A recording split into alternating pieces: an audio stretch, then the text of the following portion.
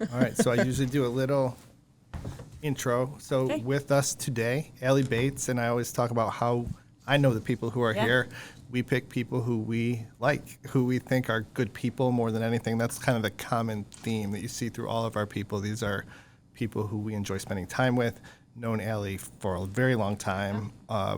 We've worked together on cases. We've had mutual clients, a lot of friends, and I think one of the first really great memories I have is being at your house for a Jersey Shore party. Jersey Shore?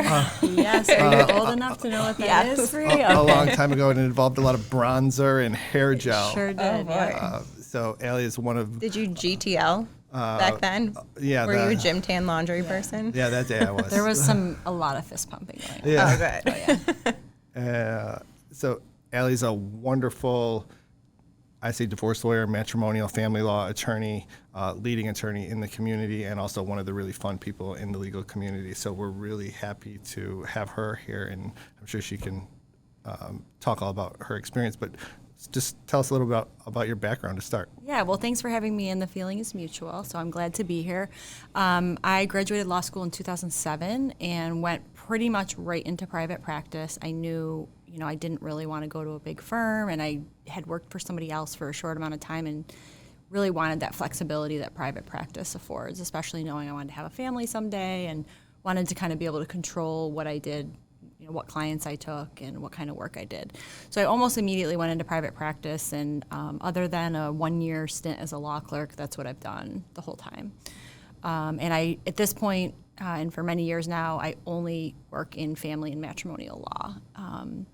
Like anything I do in life, I really enjoy feeling like I'm the best at it, or feeling like I'm one of the best at it. And that goes back to, childhood, like playing a game on the playground. I wanted to win and I wanted to be the best. And when I first went into private practice, I tried to do a little bit of everything. I was doing some misdemeanor work in town courts and some real estate, and I felt like I was spreading myself thin and I wasn't doing an awesome job at anything. And that's when I really, probably a year in, just decided to focus on the thing that I felt like suited me the best, and that was matrimonial and family law. And that's all I do now. So there's so many things that come with matrimony and family. I can tell you, I've tried it. I think I did too. The first one was great, and the second one was never again. And I'm happy with that decision. So yeah, it's an acquired taste for sure. What is it that you like about the matrimonial practice? I think I like it's second chances for people, right? And I've had some of those situations in my life where I was given a second chance on something, whether that was a relationship or a job. And I'm seeing people who are getting their second chance at things. And I'm seeing people, when they come in my door, they are at their absolute lowest and somewhere they never thought they would be. And through that process, I'm able to see them into the next stage of their life. And I've become friends with a lot of my clients. I've had clients that have dated each other and got married. I've been at weddings, second weddings for some of my clients. And just getting to see that kind of rebirth in their life and being there for them during that time. I love that. So the process, how do you see your job? You talk about this person who comes to you at a really stressful time, and we have that.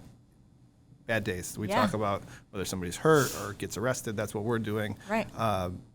What's like the process, somebody who consults with you, what's that look like generally? Right. So for whatever reason, I almost always am representing the plaintiff or the initiator of the divorce. They might not end up being the actual plaintiff, but they're kind of taking the first step. And I don't know why that is, but that's just happens to be how it is.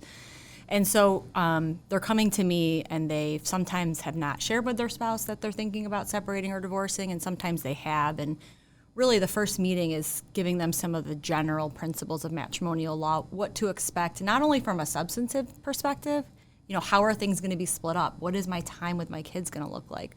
But also from a procedural perspective. They always want to know, how long is this going to take? What's the process going to be like? And explaining to them the different paths, which when I first started practicing, there was really one path, and it was court.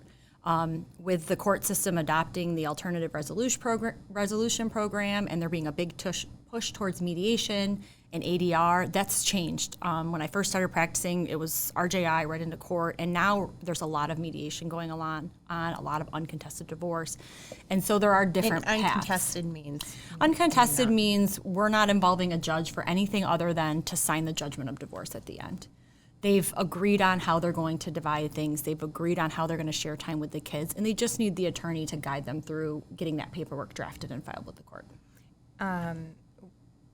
What are some tips, being a divorce attorney, that you would give someone when they're either looking for an attorney to possibly, at least even just to have a consultation to see what their rights are? Yeah, I guess my best tip that I would give is there's a lot of attorneys in town, and meet with as many people as you need to find someone that you really click with. It is not a fast process. Even the most amicable couples who are uncontested, it's probably a 3-month process, to be realistic. And I would say the average contested divorce can be around a year. So you're going to be having communication with me, meetings with me, sometimes on a daily basis, if not a weekly basis. And you have to be really comfortable with that person. You're going to be sharing intimate details about your marriage, about your family, and making sure that that's a good fit. I would say don't feel like you have to rush into the process. Shop around.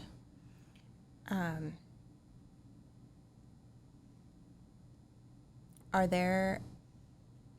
I'm trying to think of what I was saying. So some of the common, I have a lot of questions. Yeah. Some of the common questions that people ask you, what are the questions, kind of the next level down that you hear over and over again that maybe some of the people that are listening would be curious about? Yeah, and I get the same questions so often that I put a blog on my website where I answer those questions, and I try to tell people, go there and read about it, because you're not the first person to ask this question. What's your website too while we're talking? BatesFamilyLaw.com. And I think a very common question I get is it abandonment if I leave the house, or can I leave the house? And what I tell people is, yes, and actually the law, people think if they move out during the divorce process, they're going to waive their rights to their house or their time with their kids. And the law protects people. The people that make the laws, they don't want people living in the same house who are fighting in front of the kids, where there's domestic violence occurring. So there are ways to leave the house, and you should leave the house if you're in a situation where the cops are being called, or there's domestic violence occurring, or the kids are being exposed to constant turmoil.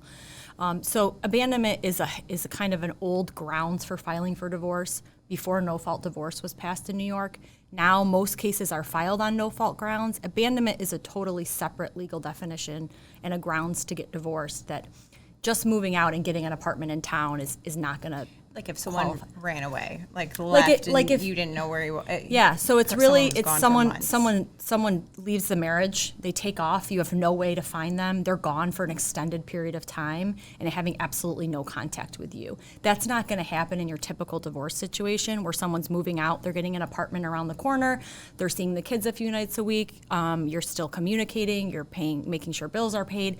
There's going to be, with normal co-parents or divorcing spouses, there's going to be regular contact. It's not going to be an abandonment situation. So, I never want someone to stay in the house who feels unsafe. What are some grounds for divorce? So there's 7 in New York State, and it used to be that you needed a ground such as abandonment, cruel and inhuman treatment, adultery, in order to get divorced in New York State, or you had to get a legal separation and stay legally separated for an entire year. New York did not want people getting divorced because that causes all sorts of other issues. Finally, New York State passed no-fault divorce. We were the last of all 50 states to pass it. And finally they said, the 7th ground for divorce is now what we divorce attorneys call no-fault divorce. But basically what the statute says is for a period of 6 months or more, we've had irreconcilable differences. And it's not a ground that the other side can contest. So if you allege Domestic Relations Law 177, irreconcilable differences, the other side can't really fight it, and it's what we call a no-fault divorce. So think of it like a car accident. You guys deal with a lot of car accident cases. Yeah. Someone's always at fault, right? But the insurance companies have said, for whatever reason in certain situations, it's not worth figuring out who did it, who's at fault. So it's kind of like that in the medical divorce. Coverage.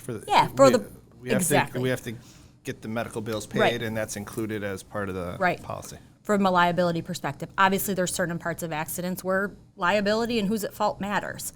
And there are certain parts of divorce cases where liability matters. For example, if you were a bad father or bad husband or a bad mother, that could impact your custodial rights.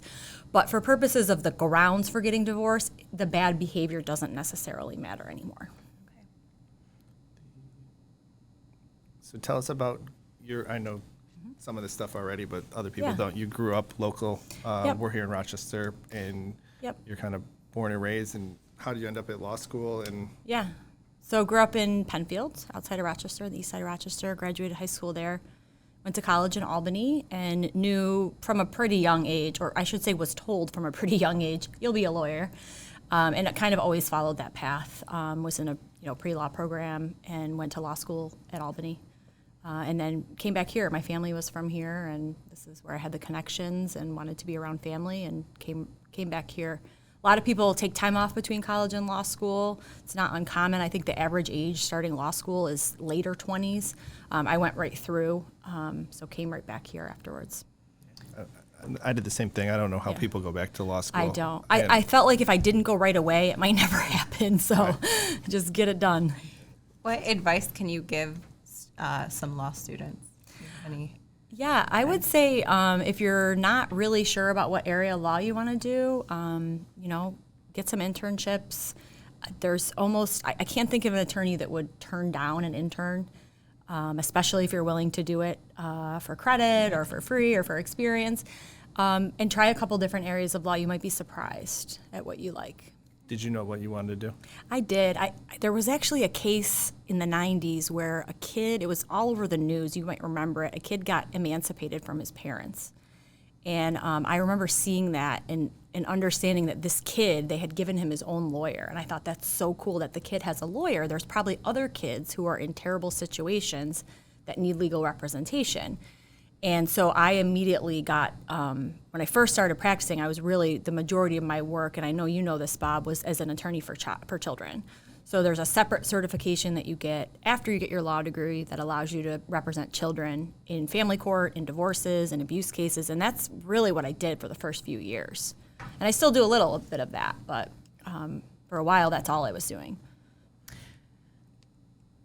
Well, you've done divorces. Have you ever seen any similarities or issues that people have come to you and you've noted or have seen, like, oh, yeah, this is what leads to divorce? This might be a little controversial, but I would say that the vast majority of divorces I see, one parent is not working. And I don't know if that's coincidence. I don't know if that causes friction between the spouses because one parent feels resentful that they're going and working all day and making all the money, or one parent feels resentful that they're home taking care of the kids all day and they don't get to go to work and have work friends and go to work happy hours. Yeah, and so I see a lot of tension when one parent stays home and one parent doesn't. And I would say I would love to look at the percentages sometime, and I probably will now that I'm saying this, but I would say the vast majority of cases, one person is not employed. Interesting. Yeah. So if you want to lessen your chances of divorce, Everyone maybe that's go to a work. tip. Yeah. But I think, going to work, you have your own friends and your own stuff Right. to talk about, and it can be good in a lot of ways. So Yeah, it's interesting. Do you notice that there's a specific year or ranges of years that people tend to get divorced more than others?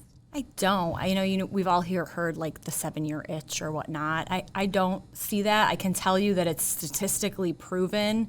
There's something, if you Google it, called gray divorce, that over the last 8 to 10 years, there's a huge uptick in people over 55 getting divorced. And they've studied that. And what they found is that, with the average life expectancy increasing, people that maybe 50 years ago at age 55, they were like, I probably don't have that much time left, I'll just stick it out. Yeah. But now people are living longer, so 55 is really, really midlife. People are like, I can't take another 30 and they're years. like, I've still got decades left where I can travel the world, I can start a new career, and do I really want to spend the next 30 or 40 years with this person? Right. So I would say there's not an average age or duration of marriage, but I would say that it's a huge amount of people getting divorced that are over 55. And at that point, I feel like, when people typically get married, it's usually when they're younger, 20s, 30s, and you grow. And sometimes you don't grow with that person, and you become a different person. And it just doesn't work out. Yeah, I think a lot of people aren't the same person at 55 that they were at 25. Right, which is probably a good thing. Yeah, yeah. Prenups. Yes. Do they work, and should you get one? They work if they're done right. What does that mean? Which means they're not done very close to the wedding date. Okay. So I won't even consider talking to a client if they're getting married. Really, I don't like to see it within 6 months, but 90 days kind of my hard stop. The other element to a good prenup is financial disclosure. So making sure that both people know everything they're giving up. And the third element would be both people being represented by counsel. Okay. And sometimes that means the spouse who's the lesser moneyed spouse, they can't afford an attorney. And sometimes that means that the spouse who has the assets needs to pay for and provide an attorney, a separate independent attorney for that party. We see prenups getting overturned or not upheld when only one party had an attorney, when there wasn't full disclosure of the assets, and when it was too close to the wedding date, because that can be seen as having been signed under duress. You know, right. you've paid like, for this wedding. There's yeah. 200 people coming next week. You can't possibly cancel it now. Right, so. like as you're walking down the aisle. Yes. Just yes. sign this. Yes. And And then sometimes the moneyed spouse, there's a prenup and it's not good, and then they negotiate and give up more than they would have to because they don't want to risk the prenup being challenged in court. Exactly, Bob. We see that all the time. So we say, look, this prenup has some sketchy stuff going on, but there's risk to both of us to going to trial. The risk to me is that the judge maybe finds the prenup valid, and the risk to you is that they find it invalid. So let's both cut our losses a little bit and meet somewhere in the middle, and that happens a lot. What happens if someone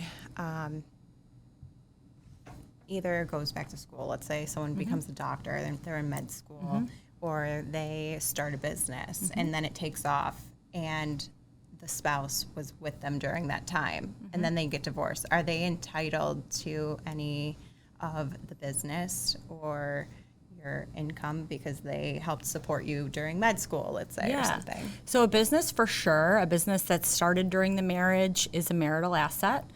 And a business that started before the marriage but grows during the marriage is partially a marital asset, the growth portion of it, right? So not only is the non-business owning spouse going to be entitled to a portion of the value of that business, but they also may be entitled to support, spousal support, based on the income that business owner realizes from their business.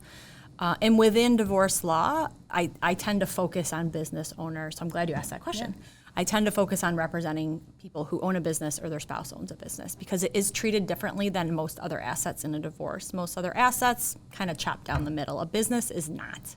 Okay. It's divided up differently. So there's a lot of tax implications and financial planning and estate planning that goes in that. So it is something that I think requires a bit of a subspecialty.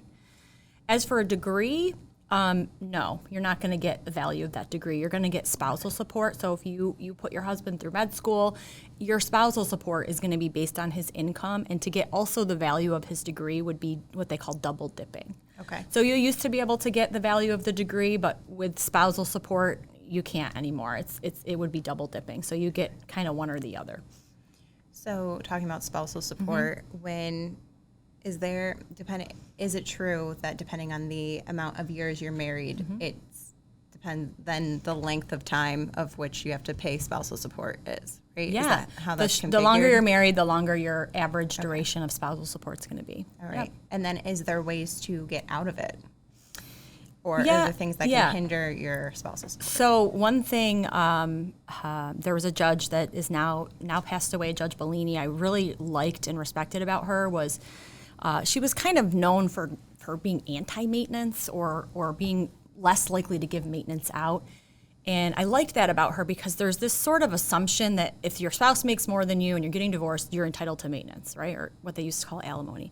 And really what the law says is, are you in a worse financial position than you were in when you got married, such that you need this money basically to avoid or to be self-supporting? And so people jump as soon as they see, husband makes a lot more than wife. Okay, wife's automatically entitled to alimony. But if wife is in a similar financial position that she was in when they got married, so wife was a teacher, wife's still a teacher, and she's able to support herself, then it's really, per the statute, it shouldn't be an automatic spousal support case. And what I liked about Justice Bellini was she would really look at all those factors that were listed out in the domestic relations law and just not make that assumption that because one person makes more, they should be paying alimony. If someone is working, or let's say one of the parties is not working and then gets a job, does that impact their spousal support? Yeah, so spousal support, unlike child support, is very difficult to change after the divorce is finalized. I tell people, plan on it staying how it is. It's almost impossible to change. The only way that the person paying spousal support is going to get out of it or get it reduced is if they can prove an extreme hardship. So they're working, they're making a ton of money, the divorce gets finalized, and a month later they get hit by a bus and they're on disability. It would be an extreme hardship for them to continue to make those payments, right? In terms of getting a job, that's really something a good attorney would have handled during the divorce. So if I'm representing, let's say, the husband and the wife is not working, in the divorce, I'm not going to allow, or I'm going to argue not to allow her income to be zero for purposes of calculating child support. I'm going to look at her work experience. I'm going to look at her education. I'm going to ask the judge to impute income to her, to say, yes, she's not working now, but she's had experience as doing this, this, or this. She has a master's degree. So when you do the calculations, judge, I want you to do them as if the wife is making $60,000 a year, $80,000 a year. And the court will make that finding when appropriate. That way, it doesn't really matter if wife goes and gets a job after, because we've already got the calculation established as if she was working. Does that make sense? Yeah. Yeah. Yeah. Right. But then let's say, because if I remember correctly, Yeah. if you can't find a job, or you have to be actively looking, right? Yeah. As well. It's a really high burden, Bree. You have to Yeah. make really diligent efforts. The judges want to see that you've got 100 applications. Here they are, judge. These are all the interviews I went on. It's really unless you're disabled, it's very difficult to say I cannot get a job. Cannot work, right? Yeah, especially in this economy. And they will say, for now, go get a job at Wegmans, or, pick up substitute teaching at the school. So it's very difficult to just say, without a disability determination, it's impossible to say I'm not capable of working whatsoever. Has there been an impactful case that you've carried with you through your time as an attorney? Gosh, it's hard to single one out. They're all impactful in different ways, and I really learn something new on every single case. And I'm not just saying that. There's something new I pick up, whether it's a way to talk to a client, a way to present an issue to a judge. So it's I'm really sure a collection of things. Stories where you feel like you've really helped and made a difference in many people's lives. Yeah, especially when I was doing that work as an attorney for children. I was doing a lot of that work within family court for abuse and neglect cases. So seeing kids through foster care either get reunited with their parents when their parents got the services they needed, or seeing them in foster care getting adopted and ending up in a better situation. So I have a question. Yeah. How many cases are you generally carrying at a time? I'm generally carrying anywhere between, I would say, 50 to 80 cases. And that's pretty similar to our Yeah, caseload? yeah. They're all in different stages of litigation, so I'm pretty mindful usually of what's going on and what's coming up trial-wise. But these are stressful situations for most of these people, if not all. Yeah. How do you go about not manifesting that onto yourself? I think, I won't say too much great things about myself, but I'll say I think I have the perfect personality for being a divorce attorney. I can be a little bit cold, and I think that you kind of have to be, or you end up in this therapist situation. Clients often tell me in the beginning, like I have to draw hard lines with them and say, I can't be that counselor for you. I can help refer you to a therapist. I can recommend you go out with your girlfriends this weekend and kind of unleash on them, but I can't be that position for you. And while I think sometimes that turns people off in the beginning, they tell me time and time again, and I see it in the reviews people send me or the letters they send me at the end thanking me, that they appreciated that in the end because they realize how much, not only money it saved them, but how much headache it saved them. Right. Just, you have to keep them on track, that the fact that he took the blender when he said he wasn't going to take the blender, that's not what's important. What's important is how much time are you going to be spending with your kids, and are you going to be able to retire when you wanted to be able to retire, and really seeing the forest through the trees. So I think you can get too emotionally invested in your clients, and fortunately and unfortunately, because it's had other areas of my life where it's not a good thing, I'm really able to just kind of cut that off. But to remind people to stay focused. Yeah, just keeping them on track, keeping them on track, yeah. So being a divorce attorney and family court attorney, I mean, these cases are emotionally heavy. Yeah. That you see people at their absolute worst because they're going through something that they never thought that they would have to go through. How do you keep a positive mindset? You know, I know what's going to be on the other side. I've been through it myself. I'm on the other side of it, and it's wonderful. I see clients every day getting on the other side of it. So it's like knowing the ending to a book. You're reading, or you're watching a scary movie, or you're reading a book that's really suspenseful. If you already know the ending and you know it works out okay, it's easier to not get caught up in it. So I feel like I know what the ending's going to be for most of these people, and that's kind of what carries me through.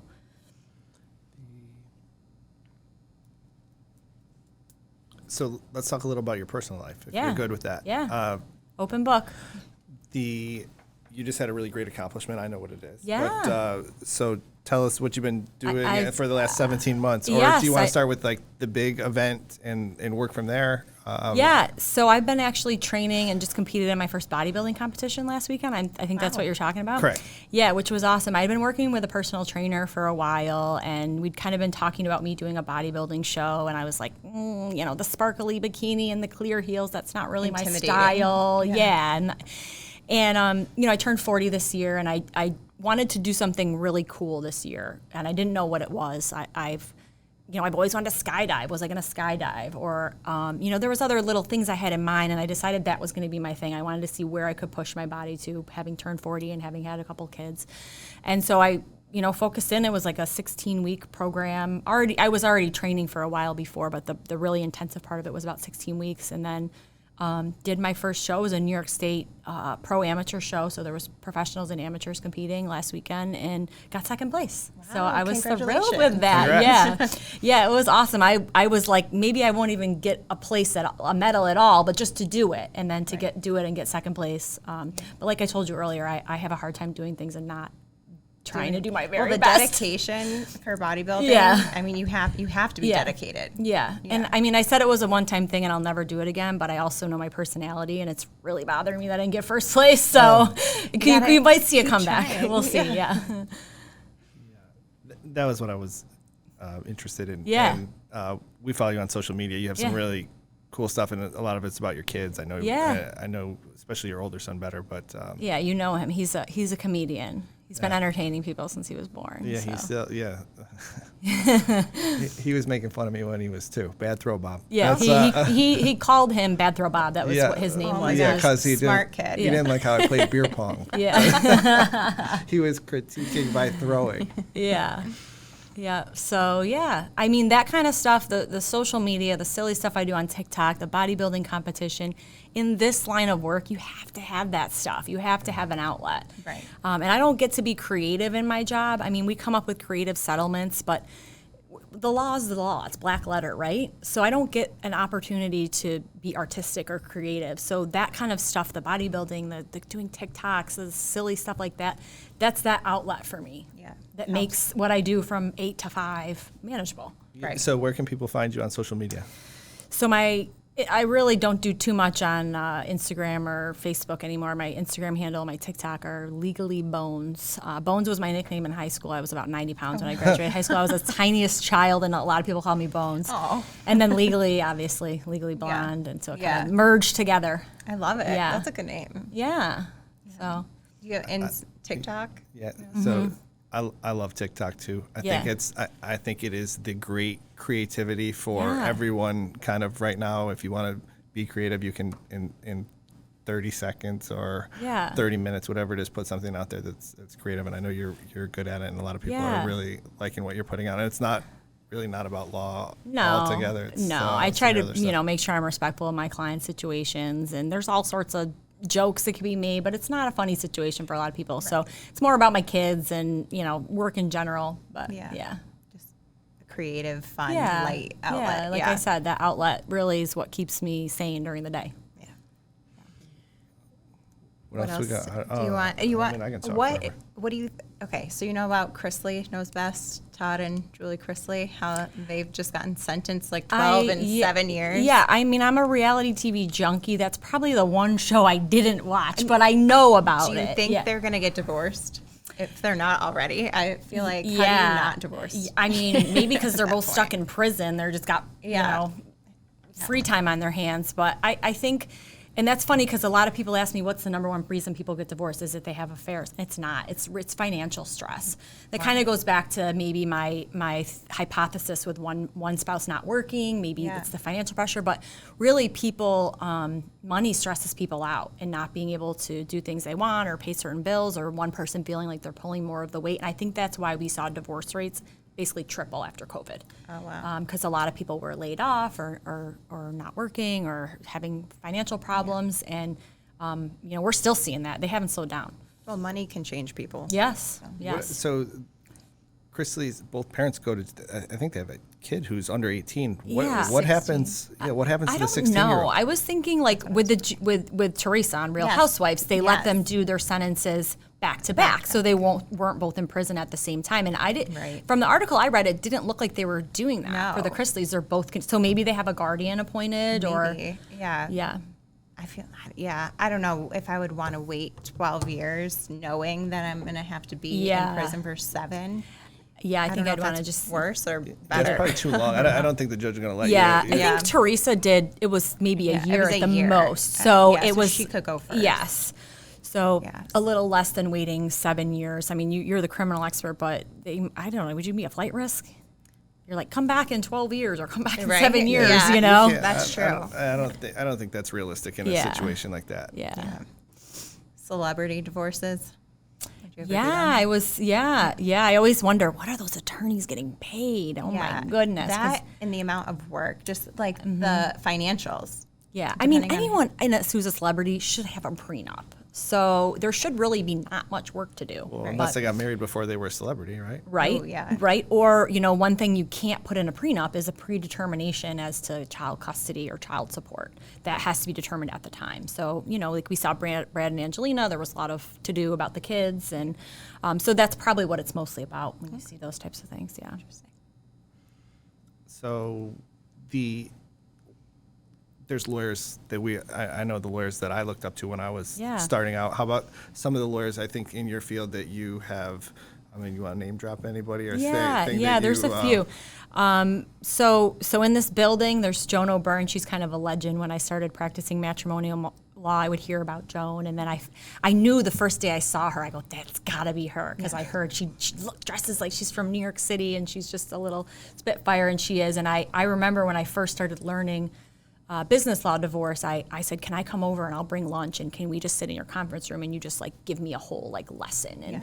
And I did that with her, and she said, come on over, and she taught me everything she knew about it. One day we just sat in her conference room, and so there was a lot of attorneys like that, and I wasn't afraid when I first started practicing to call people and say, have you done this type of motion before? Have you done this type of hearing before? Even now, I'll reach out to colleagues that I trust, I'm in this unique situation. Have you been there before? We talk about that all the time. A good attorney is not afraid to ask for help. Ask for some feedback. Yeah, Judge Carly was someone I always looked up to. She was a powerhouse at the DA's office. I would hear about her famous closing statements on cases, and then, I watched her become a divorce attorney from that, and then ultimately run for and win a judge situation. Referee Snodgrass in Ontario County, she is the biggest workhorse I've ever seen. When you have a divorce with her, you know how it's going to go. She's on top of things. She gets things done. And, there's a lot of women in our field who are raising families and working, men too. And it's those are really some of the people that I looked up to. Yeah, I love that comment about Joan so much, and She's so much historic. credit. Yeah, but just whether it's law or anything else, pick up the phone and ask somebody for help. And we over and over we talk to people, and they all say these things. I asked for help, and then lo and behold, you got the help from one of the most, famous lawyers in our community. Anyway, all you did was ask, and you got it. She's like, bring me a chicken salad sandwich. Let's run it down. Yeah. So, and most lawyers love to hear themselves talk, love to feel like they know what they're talking about. So if you go to a lawyer and you're like, can you tell me everything you know? Chances are they're going to be flattered and want to, sit down and talk to you. So. And I think the specific nature of your question too is about this. If you say, hey, what's it take to be a great lawyer? Well, okay, whatever. That's all the stuff. I have one specific question. Right. What's this issue? Can you help me deal with this issue? Sure, I can answer that. And so I did that. The guy I used to always call was James Nobles. And I was going to ask you that. yeah, I called him from day one. Yeah. I remember asking him for my first retainer agreement. And he's Yeah. like, hold on, I'm going to email you this. Here's the intake form, too. Yeah. And I called him, and I would always thank him and that kind of stuff. And he's like, you're the only person who's ever asked me. He was the guy who was winning murder trials when I started out.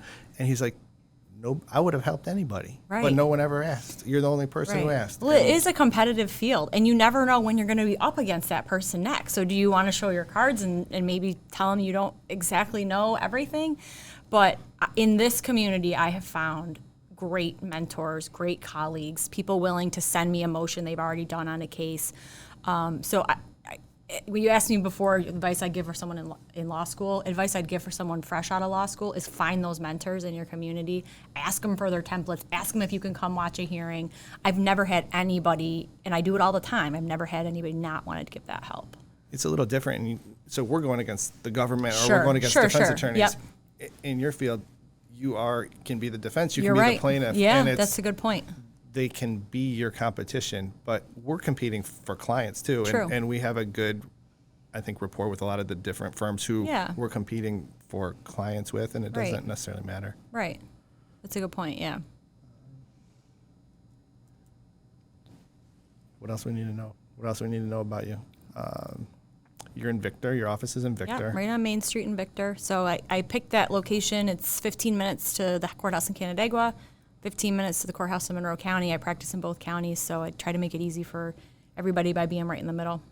Ontario and Monroe. Yeah. Do you do any other, like, I Maine or mean, anything? yeah, occasionally. I was in Livingston County this morning. I can't remember the last time I was in Livingston County. Okay. Virtual court through COVID has made it easier to be in any county. Yeah. And you can represent people all over the state. And do multiple cases. Yeah. Yeah. Yeah. So it's just to recap: Allie Bates. Yeah.